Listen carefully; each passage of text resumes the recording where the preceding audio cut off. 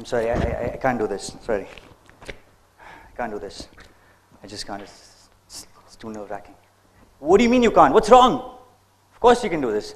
No, it's just, it's too many people. I'm just freaking out, and there's, look at my heartbeat is going crazy. And what if I forget something? And I just want to escape this. I just want to escape this. You want to escape this? Fine. What about the consequences? Do you know what happens to people who don't speak up in front of others? You know what happens to their careers? What about tomorrow when you have to speak up in a board meeting, in front of an interview panel? What are you going to do then? How long are you going to keep escaping this? You want to have a lifetime worth of anxiety and pain and escape and regret and failure? I don't know. I know it makes sense, but I don't know. I just can't. There's so many people who can't speak up in public. I mean, these people sitting here, a lot of them can't speak up in public, so it's just, I have to deal with it. What do I do? Okay, hold on a second. I can prove to you that you can. Okay, watch.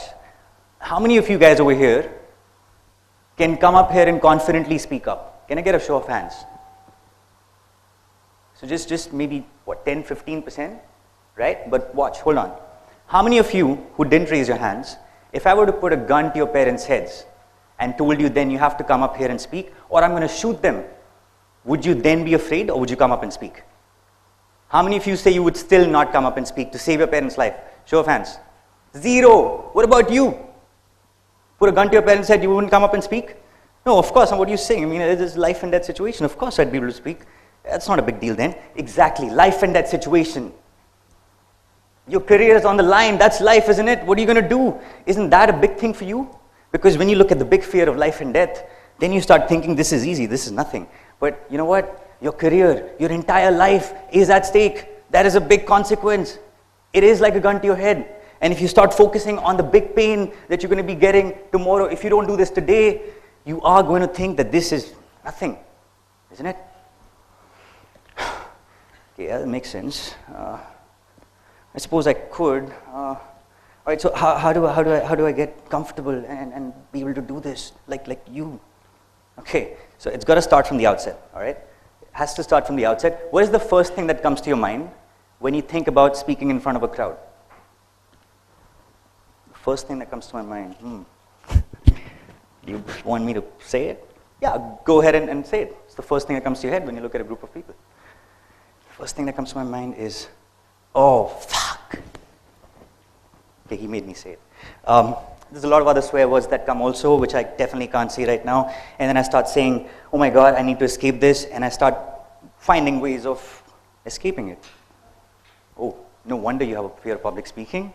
Okay, so we're going to be making a choice right now. Okay, you're either going to accept the short-term anxiety and you're going to perform and develop and learn. All right. Or you're going to just say, you know what, I can't deal with this, so let me just go back to that entire lifelong of pain. Two choices. So because you've decided to go and kill this short-term anxiety, you're going to say, you know what, I want this. I want to face the crowd, and I want to develop, I want to learn. So, because the other choice is just too painful. So the first thing you're going to say to yourself is, I want this, not, oh my God, how do I escape it? Okay, and you know that nervousness you're talking about? You want to pump up your fist just like sports people do? All right, look at that guy. That's why he performs. You want to pump up your fist and you want to say, I want this. All the time, every single time, before the day of your presentation, during the night, when you can't sleep, in the morning when you can't eat, and when you're on the way, and before you're facing the audience. Every single time you want to say, I want this. You got it? You know what, you make it sound easy, it's not. It's just not easy. It's just, there's so many things, so many issues, you know. What if I just forget and I stand there and I look at the audience and I forget? I didn't think of that. That's interesting. Yeah, I don't know. In that case, I think they're going to hang you. They're going to hang you. Obviously, how can you forget? You know, you're going to be on the front page of Times of India for forgetting your speech. It's going to be insane. Oh, I didn't think of that. Okay, so let's do one thing. Because you think you might forget, make a fool of yourself, let's just go with the other option of a lifetime of mediocrity and failure. How about that? That makes sense, right? And when you're in that lifelong mediocrity and you're looking back at your life and regretting, maybe then you can say, you know what, I chose this life because, hey, what if I forgot my speech that other day and if people looked at me weird? You want to do that because you're making a choice. And you know what? What do you say about an interview tomorrow? If you have an interview tomorrow or an exam tomorrow, there are chances that you might not get picked up in that interview or you might not pass that exam. But do you say that, let me not go for that exam? Let me not go for the interview? It doesn't work like that. And come on, I don't know what to say if you forget. Who cares? Yeah, I know that's not what I meant. Of course, you're not going to be published in the Times. That's stupid. But you also don't want to look like an idiot, right? I mean, seriously, if I just forget everything, and isn't that a big deal? Okay, you know what? Do one thing. You write everything down, and you just read it out. Okay, then what? I mean, if forgetting is a big concern, read out your entire speech, because slowly and steadily you will start gaining confidence to remember that entire thing. But the point is not to escape that and go back, because remember the other choice? That's not really a good choice anyway. Okay.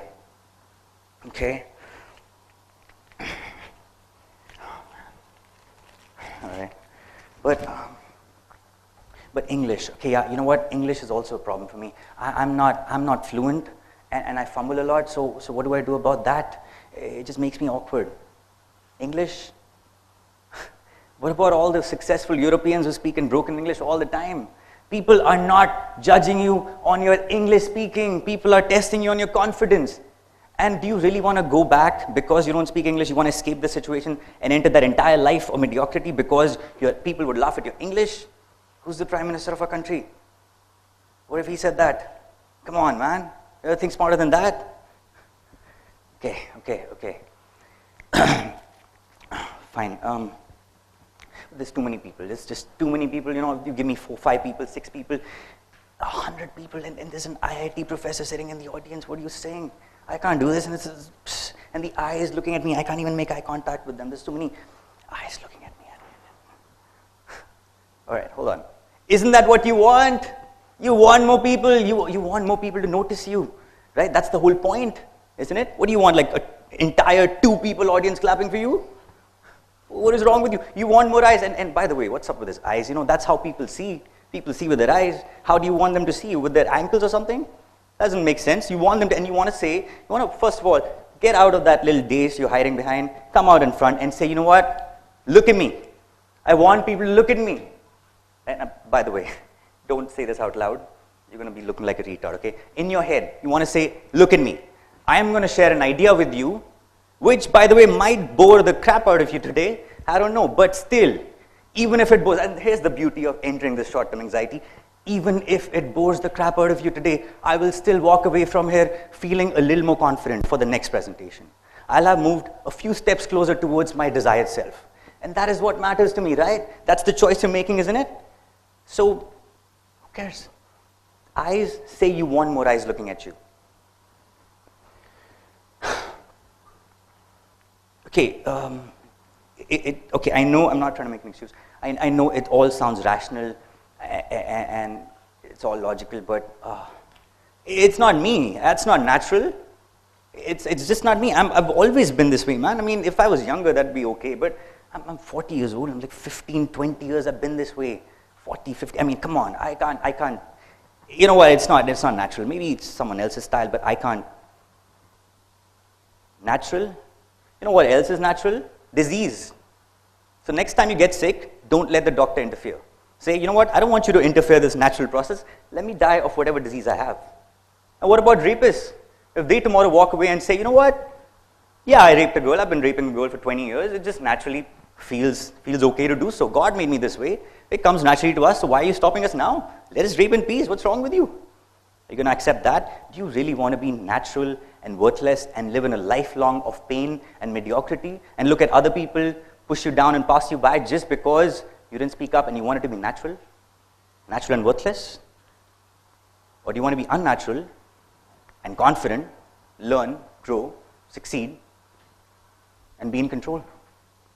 You're making that choice again, so you decide.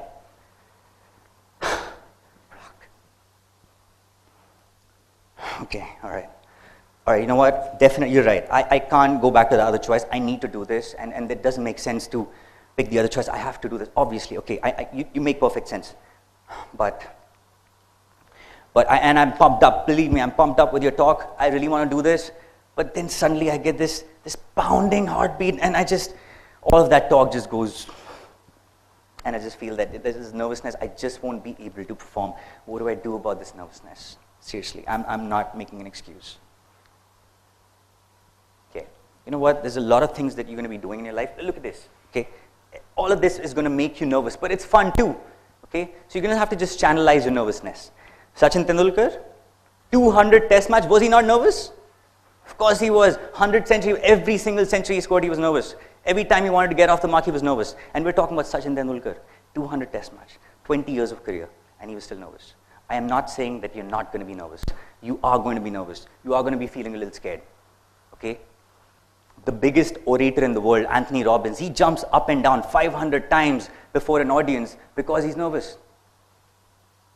So you are going to be a little scared. Your heartbeat is going to be a little crazy, but that's how you use it. You want that energy, okay? So you want to breathe, just like that. You want to come out and you want to move around. You want to use your gestures. You want to speak loud. You don't want to just be stiff and stand like this. You're going to get even more. You want to use that energy inside of you. And you want to start thinking in your head, and you want to start looking at people and smiling at people. That's how the eyes become comfortable to look at. So you want to use that energy. And every single time you get more nervous, every single time you get more nervous, you're going to have to look at that picture of pumping up your fist and saying, you know what, I'm ready for this challenge. Because there is no other choice, frankly, is there? So nervousness is going to happen, and slowly, you're going to build it up into confidence. Now, the clock's ticking. What do you say?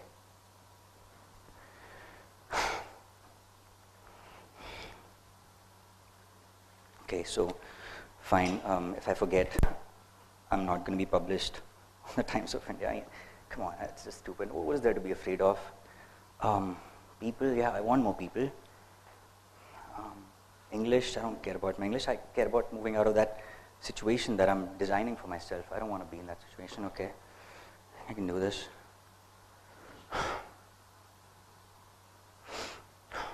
Shit, this is scary. Okay. Hey, what?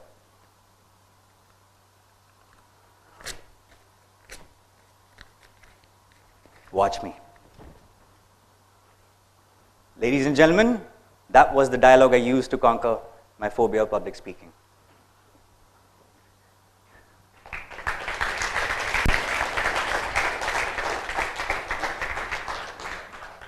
And I'd like to assure you, I know a lot of you are shocked, I am not mentally retarded. I don't have any multiple personality disorder. Okay, this is a dialogue that I wanted to demonstrate. It's based on a very powerful technique called neuro-linguistic programming. And so it's a way of talking back to yourself in the proper body language. One of the things that we do is we try to escape this short term, and then we think that everything is fine. We're going to stay in our comfort zone and we'll be fine. That is the biggest bullshit lie ever. Because if we start to realize the gun to our head, we're going to notice that's a big problem. So you respond back with that powerful dialogue that I just demonstrated. When I was in high school, my parents believed a lot in my academic potential. They knew that I was not getting through any of the top colleges. Okay, so they worked really hard, saved up a lot of money, and sent me to Toronto. And by the way, those of you who are, and a lot of people today's time, they're thinking of Canadian immigration, do not be fooled by Google, okay?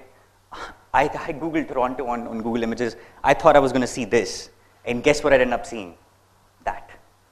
That's what I ended up seeing when I actually went there, okay? The 1% of you who don't have relatives in Canada, because frankly, that's how you know if you're a real Indian. How many of you have relatives in Canada?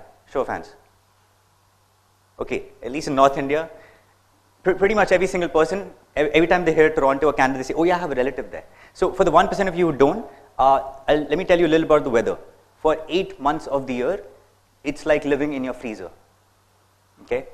And I remember, because I was on a limited budget, I used to save every single dollar. So I used to be walking a few kilometers, carrying big heavy bags of groceries, 15 to 20 kilos, and walking just to save $2 or $3 on the bus fare, right? And I realized that, my last name, I am a Bania, but I assure you it's not because it runs in my blood to save money. The actual fascinating thing is I needed to save that money, okay, wait for this, to pay off people in my class so that they could present instead of me. because I was just too afraid of coming up and speaking. So I actually paid off people. The way I started this talk was exactly the way I was a few years ago. The only difference, the only change that I made is that I started responding back to myself. And I started asking myself, what choice are you willing to make? That entire lifelong of pain, because you're hiding today, it's not going to work out for you. So you got to decide. And of course it was tough, but compared to the other situation, it was easy. So many people with amazing potential. A lot of you raised your hands. A lot of you raised your hands when I asked if you're not going to be confident coming up here. We have a lot of friends. There's, as faculty who are sitting here, we know the number of people who would do brilliantly but don't, because they get stuck at a group discussion, at an interview. Their credits get taken away from them. Their ideas get stolen from them. They don't get respect in their social gatherings because they don't speak up. And imagine what would happen if they started having this dialogue with themselves, because no one else, regardless of how much another person tells you, you're not going to get this in your head. You have to have this dialogue with yourself. You have to be true to yourself. And imagine what would happen if you started having this dialogue with yourself and putting yourself up to the challenge. I mean, your growth would just explode, wouldn't it? I had a dadi, there she is. So, one of those exceptional people. Okay, you have a chat with her for half an hour. I don't care how unemotional you are, you will break down and cry after that conversation, listening to her life stories and inspirational struggles. At 90 years old, I thought this was going to be the end. Old age catching up with her, medical ailments, I thought it was going to be the end. She went to ICUs a lot, came back, regained her health. 91, ICU visits increased. In fact, to the point that if there was ever such a thing called a frequent flyer program for ICU visits, she'd own half the hospital. Okay, she was that regular. Every third week she was in the ICU. And I was thinking, at 92 years old, 93, 94, I finally had it. I was like, okay, what's happening? What's your motivation? How do you keep regaining your health? And she smiled and she says, and she told me, and this is one of the things that she had a talk with herself about, and she said, even I tell myself, I'm not able to write anymore. When I try to move, I feel the pain of breaking a bone, and I can barely talk. So I sometimes ask myself, what's the point? Why don't I just give up? And then she said immediately, like right away, she gets another sound inside her saying, you've always been a fighter. So how can you give up now?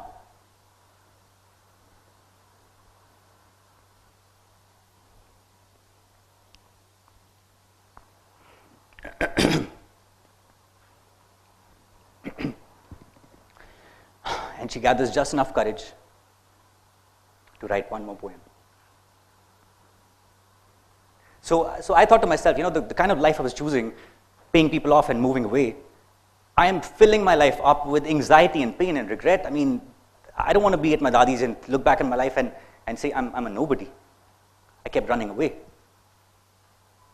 And because, the consequences of your choices and beliefs is exactly what fills your life up with either the pain or the pride or the freedom that my dadi experienced.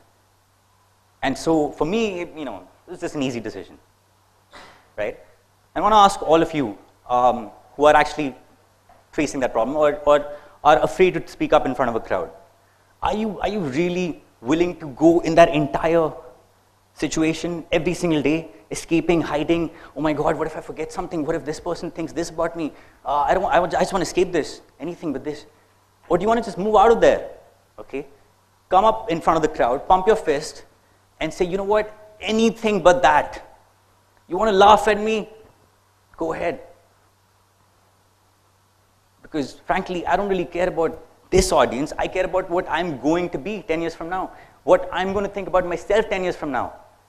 So you know what? Bring it on. I want this. Because there is a gun to your head, and those are the only two choices that you have. Thank you.